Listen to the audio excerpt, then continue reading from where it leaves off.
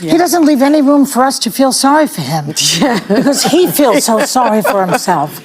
And you know, what happened to lowering the price of eggs? What happened to that? Tell me, what were your biggest takeaways from that interview? Well, I had a couple. First, when he said, you know, I had to spend all this money in legal fees and I won, I was like, he didn't trust him to be good at, like the economy, securing the border, yet he always gets pulled back into these past grievances. He wants to relitigate January 6th. He wants to go after Joe Biden. I wouldn't be surprised if he starts talking about Hillary Clinton next. It's like you need a president who's forward-looking. But I'll say this, we live in split-screen America. Right now, our liberal friends are upset, they're spiraling, they're concerned, they're scared.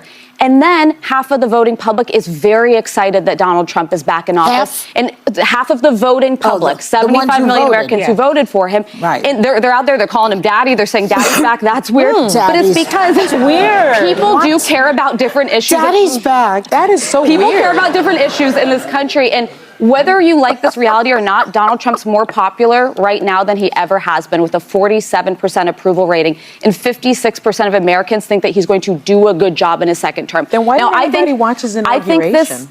I think that a lot of liberals right now are tuning out because they don't really have a lot of fight left. I think the first time it was like, I want to hate watch it. Now it's like... But isn't it? Because let me ask you something. Can I just finish my point here real quick, which is to say... Then I'll forget my question. There's going to be there's a honeymoon period right now. It's not going to last forever, but Donald Trump knows he's got 2 years to do everything that he wants to before maybe Democrats take back the House. And that's why you're seeing him throw everything at the wall right now to see what can stick. So here's my question. He seems to be cutting funding for infrastructure that Joe Biden put in there. Am I right about that? Yes. He's pausing the projects. Doesn't that cause joblessness? Yes. People are building and fixing, and they have jobs. Now they won't. It's paused, we have to see, because it's an act of Congress. He would have to block. It was signed by the former president. It was passed by Congress, but he is putting a pause on the infrastructure If he gets rid of immigrants, illegal and illegal ones, doesn't that cause more unemployment? But let's see. So Mark Zuckerberg's going to have to redo his own house in L.A. Yeah, but I mean, what to me it sounds as just as an observer that the kinds of things he's doing are going to hurt his base eventually. But listen, so let me just say about this Sean Hannity interview.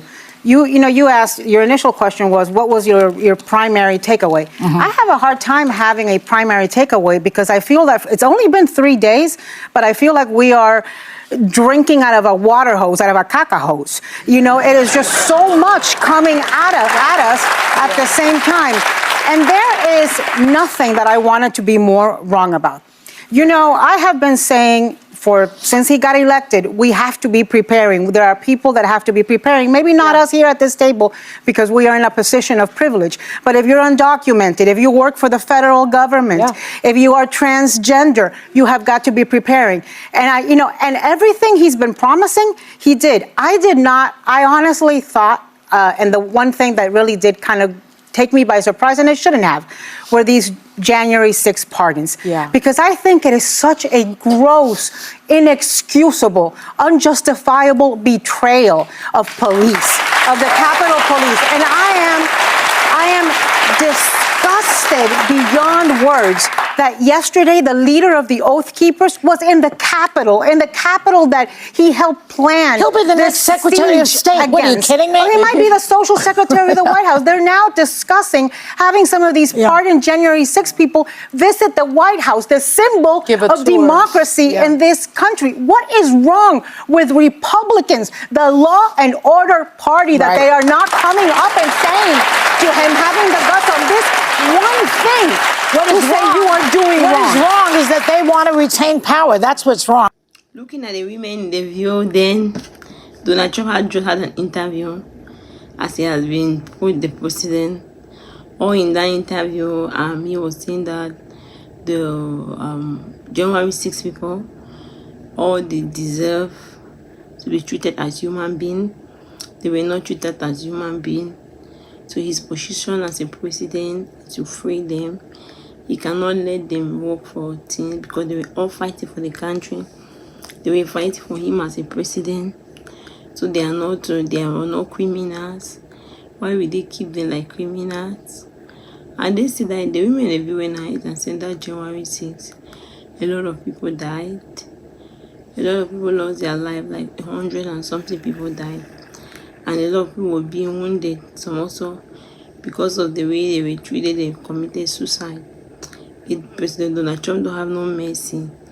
for his fellow individuals, his country, the military especially. He's caring about the well-being of those people. And from the first day he said he don't care, or that's all they want to do. So the women in the views were just saying that what President Donald Trump is doing is not the right one, because those people they committed crime, and everyone who committed the crime have to pay for the crime. It don't matter that they say you could deny or accept. So they don't know why President Donald Trump is supporting. So the women on the views that he has 4 more years to rule. So they don't even expect what he's going to do in that 4 more years. So they were all worried about that. And all of them were for the side that President Donald Trump have to use logic in what he's doing. It cannot just want to betray the people, disappoint people who have been there for him. That's not a good one. He should just let it go. Everybody was just ranting, giving their own excuse one after the other. And the women in the view, some of them just entered the shelter. And they were not very happy with what President Trump is doing. And what do you really think? Do you think that January 6th, are those people going to really be removed? If they remove, he did a good thing that President Donald Trump is doing. Will the country fight against him for that?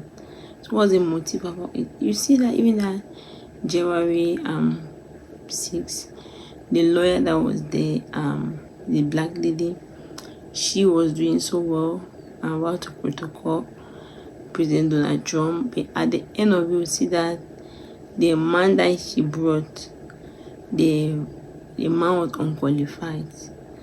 The man was a judge, but not an attorney. So at that time, they were afraid of the maggots. You know, the maggots are the people with strong support of Donald Trump. They were tracing people that if you go in, you're going to lose your life or the life of your young ones. So for that reason, this black guy, which they claimed she was dating, Fannie Willis was her name. If Fannie Willis was the protocol lawyer who was against that case, so he met this young guy. And later when the guy's wife came and brought receipt as a state of Fannie Willis, and they have gone to expensive hotel, and she doesn't that almost brought her career to a standstill. That's why she takes state money and be giving it to her boyfriend.